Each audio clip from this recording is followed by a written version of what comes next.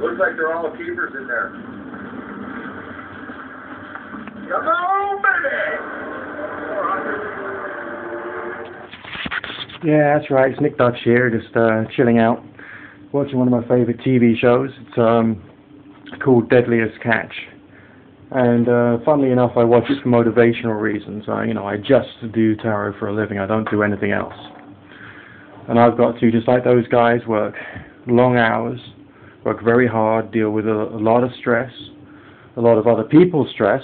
Because one of the biggest damages, one of the biggest dangers of doing the work that I do is that you come across and you experience a lot of human tragedy, which you yourself have to deal with.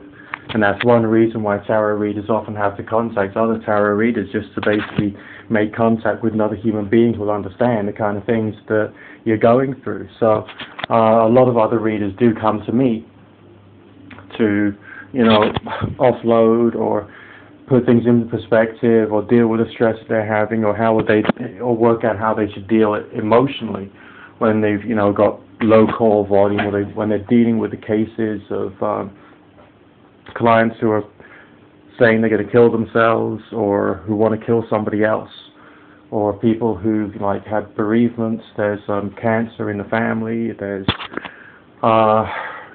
people who are doing there's abusive or violence or criminal neighbors, and how people can deal with that. And we experience cases of domestic violence, and we got to advise appropriately. It takes a lot of sensitivity, and also we receive a lot of people who've got misinterpretations about the spiritual world, and so my permanent war against anti-rationalism occurs during my work as well, when I have to give people a sane, intelligent, well-reasoned understanding of the supernatural, of the occult, of the New Age, rather than one that is based upon superstition, lies, and rather extremist views and ideas.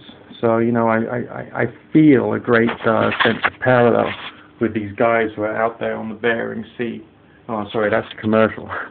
And there's a problem with cable TV. It's got adverts in it once in a while. I feel a bond with these people.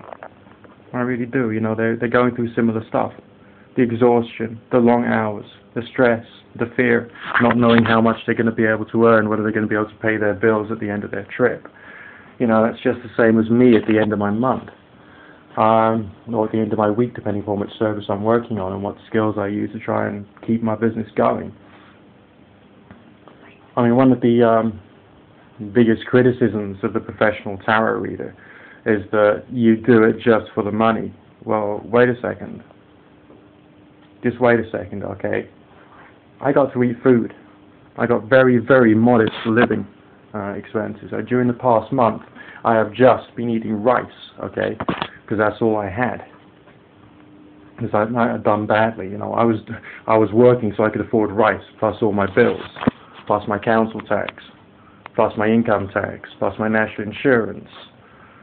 Life is expensive. So yes, I am doing this for the money, but I'm doing this for the money to survive. I haven't bought any new clothes for years. Alright? It's not something that I tend to do. I'm not doing this so I can have a divine life of partying and living in a multi-million-dollar apartment somewhere. I'm doing this so I can survive, and I'm making my job to try and help people, and help people to think, and help people to reason. And yeah, it's a very, very hard job. And the New Age movement itself does make things harder at times. And to put so many strange ideas out there in the world. And they've all got to be put in perspective bit by bit.